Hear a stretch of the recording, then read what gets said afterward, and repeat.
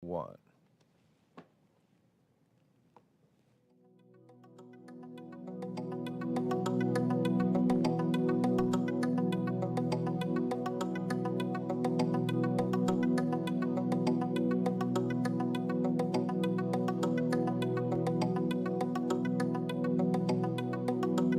First, live, local.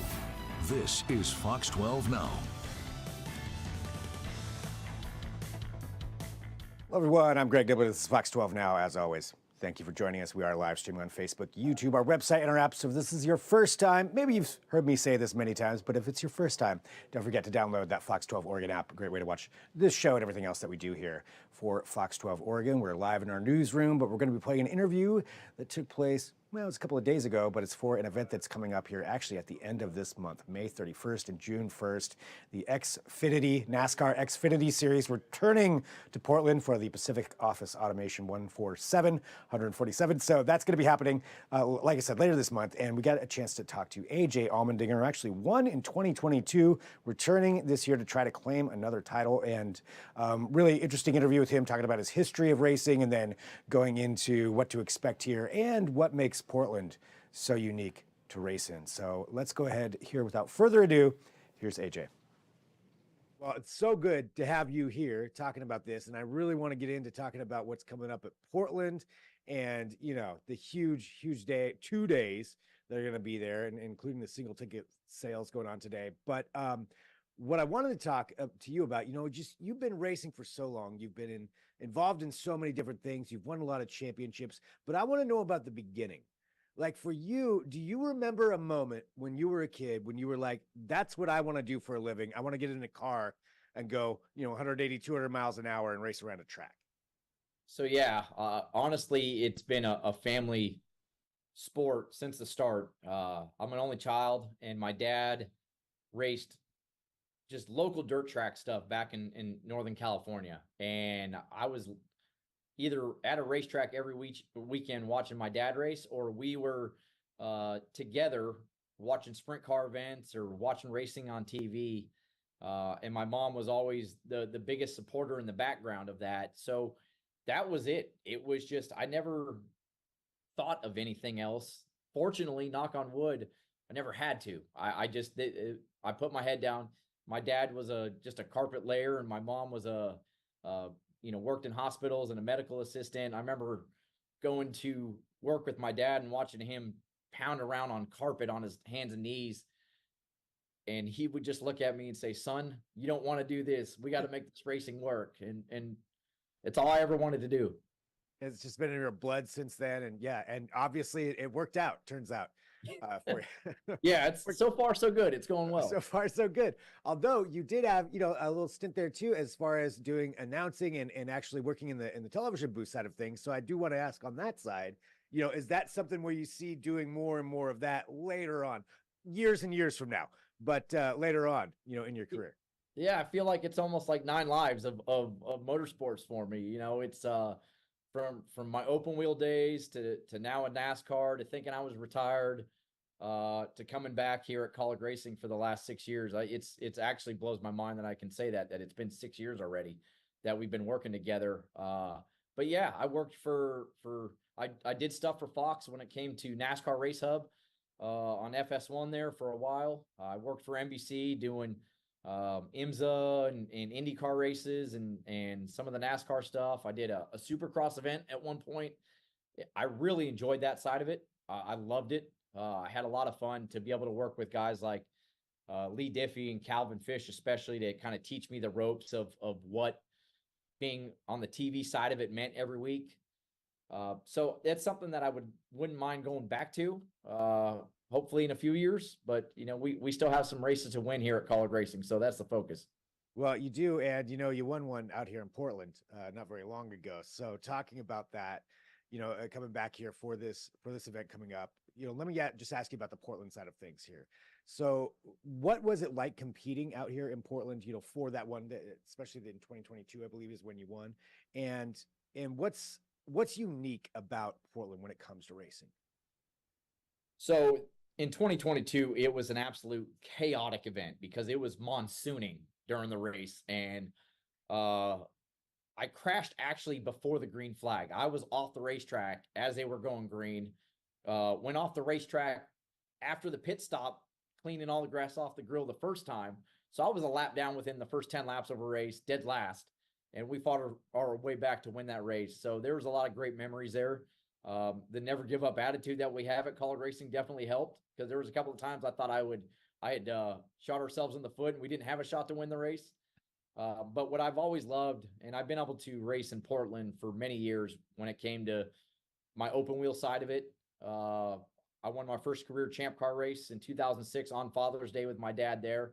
That was really special to be able to win in 22, the Xfinity race here, and have my dad there as well. But what I've always loved is the racetrack is tight. It's challenging. For an Xfinity car, it puts on great racing because there's not a lot of room to maneuver. So sometimes we make our own room to maneuver, which makes some drivers heated, and we get frustrated with each other, which only puts on better racing. But the Pacific Northwest fans, and especially at PIR, has always been amazing. And that's the energy of the crowd, the size of the crowd makes it a lot of fun for us to show up to and go put on a great show. And I think that is something here, in the Northwest, and racing has always been here, but it's just getting bigger and bigger and more, really great events like this, which is coming up 2 days, May 31st, June 1st. People are going to get to go out there and see that. And I think that's something that, I guess, to ask you this, why do you think it is that racing as a sport, it just in general, just continues to grow so much? Well, I mean, I think it's a part of it is being in the Pacific Northwest. I mean, you guys get a lot of rain, right? Like, and there's a lot of great local short tracks in the area. A lot of guys, I believe Casey Kane, Greg Biffle, those guys came, from that area. But in a way, I don't want to say starved for motorsports, but because of the weather, you don't get as much as I think people want.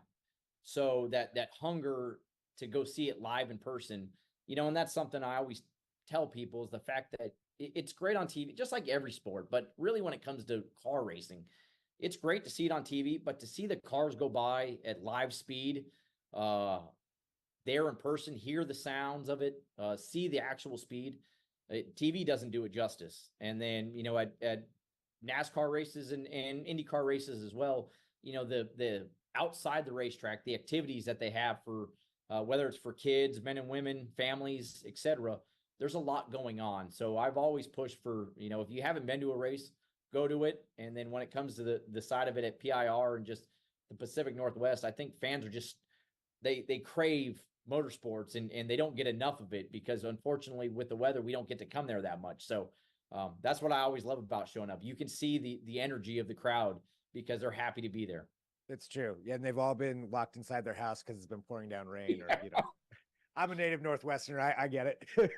So yeah, we love having an excuse to get outside. So that's fantastic.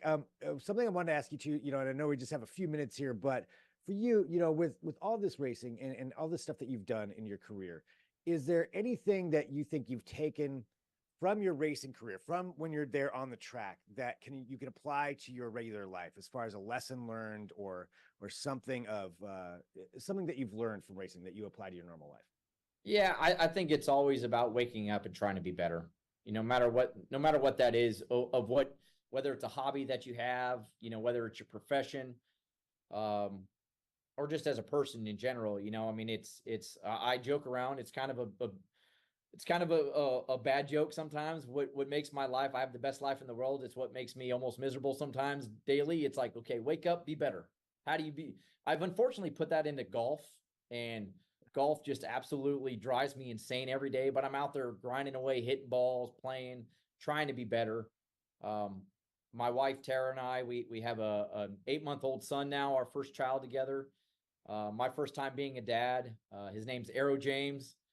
So, that's really the life lesson. I don't care what he wants to do in life. I'm always going to support him, but it's waking up and whatever you choose to do, just try to be better. Maybe some days you fail at it. You may not do anything to get better, but with that mental attitude of waking up to try to be better, that's what I take every day of my life and try to do that.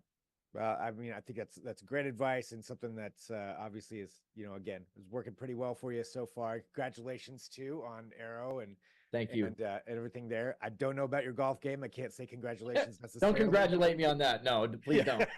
Yeah, that one, keep trying to get better maybe, but AJ, thank you so much, for joining us here too. And I think the last thing I just want to ask too for everybody, if you were to say something to somebody who's never come out to a race event or maybe even a NASCAR event or this race coming up here in Portland, what would you say to them to convince them to come out and experience it? Well, I think, if you're a car enthusiast and you've never been to a race, just come out and listen to the cars and see the speed that goes by. And then, for somebody that maybe is not into motorsports or cars in general, come out to the racetrack with an open mind of first of all, I promise you're going to have a good time because there's enough things going around the racetrack that you're going to find an activity or something to do that you're really going to enjoy.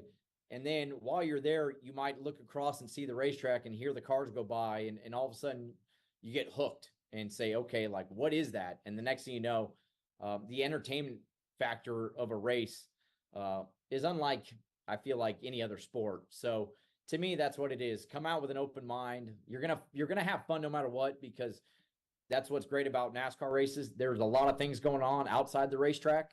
And then while you're doing that, you may just get hooked as a motorsports fan. Yes, AJ, thank you so much, for joining us here today. Really appreciate it. Congratulations on success and best of luck here coming up. Looking forward to seeing the race. I appreciate it. I look forward to seeing you guys in just over a month here. I'm ready to go. Yeah, right. Wow, it is soon. All right, thanks, AJ. Thank you, guys.